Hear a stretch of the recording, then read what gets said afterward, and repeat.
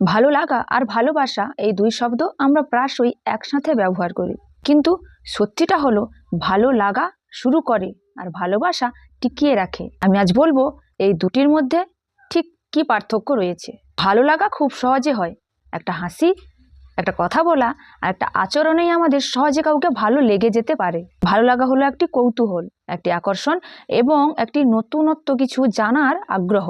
যতক্ষণ ভালো লাগা থাকে ততক্ষণ আমাদের সবকিছু সুন্দর দেখায়। ভালো লাগা বলে, ও ভালো তো লাগছে। ভালো লাগা সময় চায় না, ভালো লাগা দ্রুত আসে এবং দ্রুত বদলায়। ভালো লাগা মানে একসাথে হাসা এবং বারবার কথা বলতে চাওয়া। ভালো লাগা থাকে যতক্ষণ সবকিছু ঠিকঠাক থাকে। ভালো লাগা প্রশ্ন করে, তুমি আমাকে কি দেবে, কতটা দেবে, কখন দেবে, এই যে কৌতূহলটা।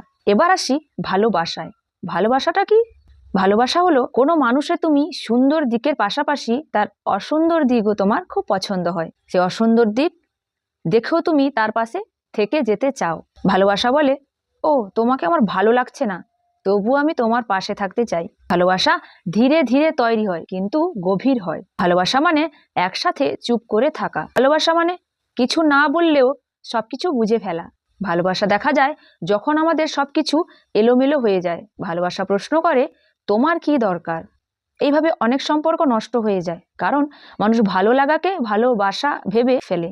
যখন ভালো লাগার উত্তেজনা কমে তখন মনে হয় ভালোবাসা শেষ। সেই জায়গাতেই ভালোবাসার কথা ছিল, ভালোবাসা শুরু হওয়ার কথা ছিল। ভালোবাসা কোনো অনুভূতি নয়, এটা একটা সিদ্ধান্ত, প্রতিদিনের সিদ্ধান্ত, প্রতিদিন নেওয়া। আজও আমি থাকবো, কিন্তু ভালো লাগা চলে যায় কারণ সে দায়িত্ব নিতে চায় না। ভালোবাসা থেকে যায় কারণ সে দায়িত্ব নিতে শেখে।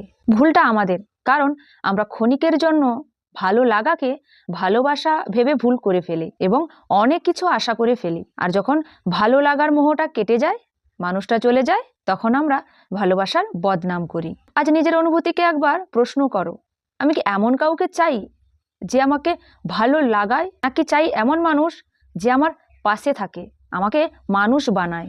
ভালো লাগা সুন্দর, কিন্তু ভালোবাসা গভীর। ভালো লাগা আসে জীবনের রং দিতে, আর ভালোবাসা আসে জীবনে অর্থ বোঝাতে। দুটো কিন্তু একদমই এক নয়। আর এই সত্যটা বোঝাই হলো আমাদের জীবন শুরুর প্রথম ধাপ।